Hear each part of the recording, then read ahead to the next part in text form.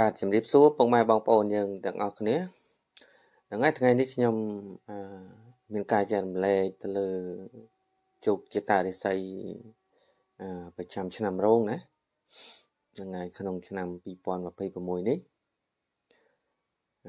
យកមកចែករំលែកទៅដល់បងប្អូនទាំងអស់គ្នាបងប្អូនណាដែលកើតឆ្នាំរោងណាហ្នឹងហើយចឹងរិស័យនៅក្នុងឆ្នាំរោង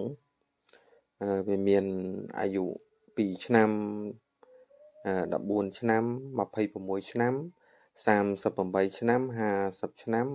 62ឆ្នាំ74ឆ្នាំនិង86ឆ្នាំណាហ្នឹងហើយអញ្ចឹងសម្រាប់មនុស្សប្រុសស្រីកើតឆ្នាំរោងណាប្រុសអាយុ2ឆ្នាំស្រីអាយុ38ឆ្នាំអញ្ចឹងជោគជតារាសីនៅក្នុងឆ្នាំនេះទំនាយទេថាត្រូវមានលៀបដល់ឧត្តមណាគេថាប្រុសមិនទាន់បានប្រពន្ធទេគឺពេលនេះគឺដល់គូហើយខាងមនុស្សស្រីក៏ដូចគ្នាបើសិនណាមិនទាន់ដល់គូទេឆ្នាំនេះដល់គូហើយបើអ្នករៀបការរួចនឹងមានបុត្រណាហ្នឹងហើយអញ្ចឹងរាសីឆ្នាំនេះគឺយើងឡើងហើយបើសិនណាមានជំងឺឈឺស្កាត់អីយើងបូជាប្រកោះចេញទៅយើងនឹងទទួលបានលៀបត្រឡប់មកវិញហើយដែលយើងរៀបចំធ្វើពេល3រួតកតង9សូនរូបនាងសដាអង្គុយលើផ្កាឈូកមួយយៈកាន់ដបងមួយខ្មោចខ្វាក់មួយជូនពេទៅទិសបច្ចឹមណាហ្នឹងហើយសម្រាប់មនុស្សស្រីប្រុសស្រីដែលកើតឆ្នាំជូតប្រុសអាយុ14ឆ្នាំស្រីអាយុ74ឆ្នាំណាអញ្ចឹងទំនាយនៅក្នុងឆ្នាំនេះដែរគឺមិនសូវល្អទេណានឹងមានការប្រត់ប្រាស់បែកបាក់គ្នាជាប្តីប្រពន្ធដោយសារមានគេហៅថាជនទី3មកញុះញង់ឬមួយគឺមកខិតបខំយើងអញ្ចឹងណាអញ្ចឹងឆ្នាំនេះក៏ឲ្យយើងតមមាត់តមកកុំឲ្យយកអាសាគេមនុស្សសោតទេយើងឆ្នាំនេះយើងនឹងមានជំងឺគឺខុសខាងខ្មោចឪពុកឯងធ្វើទោសកាលណាយើងមានជំងឺយើងរៀបចំទៅពេលទៅ4រួតកតង4ឆាត់រួត4ផ្លិត1តុង10សូនរូបមនុស្សប្រុស4នាក់មនុស្សស្រី4គេឲ្យយើងរៀបចំពេលហ្នឹងទៅទិសខាងកើតចំណែកប្រុសស្រីមនុស្សប្រុសស្រីដែលកើតឆ្នាំរោងប្រុសអាយុ26ឆ្នាំស្រី62ឆ្នាំណាអញ្ចឹងទំនាយនៅក្នុងឆ្នាំនេះដែរនឹងទទួលបានលៀបសម្បត្តិឆ្នាំនេះគឺយើងមានលៀបល្អគេហៅថាល្អកបប្រសើរណាលៀបហ្នឹងគឺទទួលមកគឺបានគេហៅថាដោយគុណធម៌គេហៅថាយកមកគឺលៀបហូរចូលគឺសុខសប្បាយតែម្ដងមានន័យថាយើងរកអីក៏ចិត្តបានណាហើយគេថាកុំឲ្យយើងធ្វើគុណជាមួយអ្នកដទៃប្រយ័ត្នបានទោសត្រឡប់មកវិញកើតជារឿងអញ្ចឹងទៅកើតជាការប្តីប្រច័ណ្ឌប្រពន្ធប្រច័ណ្ឌប្តីអញ្ចឹងទៅបំនោះសោតទេបើមានជំងឺយើងឲ្យបូជាប្រគ្រោះចេញទៅយើងរៀបចំធ្វើពេល3រួតកតង9ឆាត់រួត9សូនរូបក្រុងរៀបណារូបយៈ1នាងសដា1រូបស្វា1នាងភោគបតី1ឲ្យបញ្ជូនពេទៅទិសបច្ចឹមទៅបើសិនណាមានលៀបអីវាបាត់បាំងហ្នឹងយើងធ្វើពេធ្វើអីទៅវានឹងបើកត្រឡប់មកវិញសម្រាប់មនុស្សប្រុសឆ្នាំរោង38ឆ្នាំស្រី2ឆ្នាំណាអញ្ចឹងតំណមក្នុងឆ្នាំនេះឲ្យយើងតមបរិភោគអាហារដូចជាប្រភេទសត្វស្លាបកុំឲ្យហូបអីកាលណាយើងហូបទៅវាអត់សូវស្រួលខ្លួនណាអញ្ចឹងទំនាយនៅក្នុងឆ្នាំនេះដែរយើងក៏ត្រូវមានលៀបដែរគេហៅថាលៀបធំណានឹងទទួលបានសត្វជើង2ជើង4ប្រុសក៏ត្រូវបានប្រពន្ធស្រីក៏ត្រូវបានប្តីគឺដល់គូដូចគ្នាណាហ្នឹងហើយចឹងឆ្នាំហ្នឹងអ្នកមានបំណង ចង់បានស្វាមីឬមួយក៏ភរិយាគឺដល់គូហើយសម្រាប់ឆ្នាំរោងអាយុ38ឆ្នាំណាអញ្ចឹងបើសិនណាយើងមានជំងឺគឺត្រូវខុសខ្មោចមេបានៅក្នុងផ្ទះខ្លួនឯងឲ្យទោសណាអញ្ចឹងយើងរៀបចំធ្វើពេល3រួតកតង4ឆាត់រួត4សូនរូបមនុស្សប្រុស1មនុស្សស្រី1រូបសេះ2និងរូបព្រាយ2បញ្ជូនពេទៅទិសខាងកើតសម្រាប់មនុស្សប្រុសឆ្នាំរោងអាយុ50និងស្រី86ឆ្នាំអញ្ចឹងទំនាយនៅក្នុងឆ្នាំនេះគឺមានគ្រោះកាចនឹងកើតរឿងក្តីក្តាំ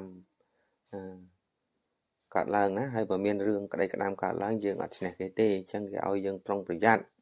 ទៅលើមនុស្សសម្បុរខ្មៅណាបោកបញ្ឆោតលួងលោមឲ្យយើងឆ្លោះគ្នាណាហើយតើកាលណាឆ្លោះគ្នាទៅវាធ្វើឲ្យកូនចៅនឹងមានរត់ចេញពីផ្ទះឬមួយក៏ចាក់ចេញពីផ្ទះចឹងទៅអញ្ចឹងមិនសូវល្អទេណាហើយបើប្រហែសហ្នឹងគឺអាចប្តីប្រពន្ធហ្នឹងគឺបែកបាក់គ្នាទៀតគេហៅថាផាត់ក្បត់គ្នាណាដោយសារលងសម្ដីមនុស្សសម្បុរខ្មៅហ្នឹងអញ្ចឹងប្រយ័ត្នប្រយែងណាប្រយ័ត្នមនុស្សសម្បុរខ្មៅហើយបើមានជំងឺក៏ឲ្យធ្វើពេ3រួតកតង9ឆាត់រួត9សូនរូបសេះទំរទេះ1រូបស្វា1រូបព្រៃ7ណាសែនពេទៅទិសខាងលិចទិសប្រចាំអញ្ចឹងសម្រាប់មនុស្សប្រុសឆ្នាំរោងអាយុ62ឆ្នាំនិងស្រី26ឆ្នាំអញ្ចឹងទំនាយទាយថានៅក្នុងឆ្នាំនេះក៏យើងមានលៀបដូចគ្នាគេហៅថាលៀបសត្វជើង2និងសត្វជើង4នឹងទ្រព្យសម្បត្តិផ្សេងៗជាច្រើននៅក្នុងឆ្នាំនេះហើយក៏មានអ្នកផងគេជួយចិត្តរាប់អានអញ្ចឹងដែរតែកុំឲ្យធ្វើដំណើរផ្លូវឆ្ងាយណាហើយកុំឲ្យមានការអួតអាងតែកាលណាយើងអួតអាងទៅអ្នកដែលគេមិនជួយចិត្តយើងគេនឹងអាចធ្វើជាអំពើធ្វើជាអីចឹងទៅប្រយ័ត្នប្រយែងតមាត់តំកនៅក្នុងឆ្នាំនេះណាហើយបើមានជំងឺភាគច្រើនគឺគេហៅថាពលឹងមិនសូវនៅក្នុងខ្លួនអញ្ចឹងគេឲ្យយើងបូជាប្រគ្រោះចេញទៅសូត្រហៅពលឹងតូចពលឹងធំឲ្យត្រឡប់មកវិញឲ្យធ្វើពេល6រួតកតង6ឆាត់រួត6សូនរូបព្រៃ6និងបំពង់ទឹក1ជូនពេទៅទិសខាងកើតអញ្ចឹងសម្រាប់មនុស្សប្រុសឆ្នាំរោងអាយុ74ឆ្នាំស្រី14ឆ្នាំ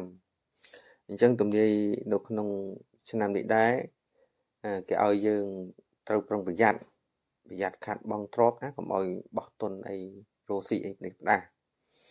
លុយកាក់ហ្នឹងកុំឲ្យចេះតែចំណាយផ្ដេសផ្ដាស់ប្រយ័ត្នបាត់បង់ណាហើយនឹងអាចនិរិះប្រាត់ប្រាស់ប្តីប្រពន្ធដោយសារមនុស្សសម្បល់ទួងដែងរកគ្រូមកបំបាក់យើងចឹងទៅ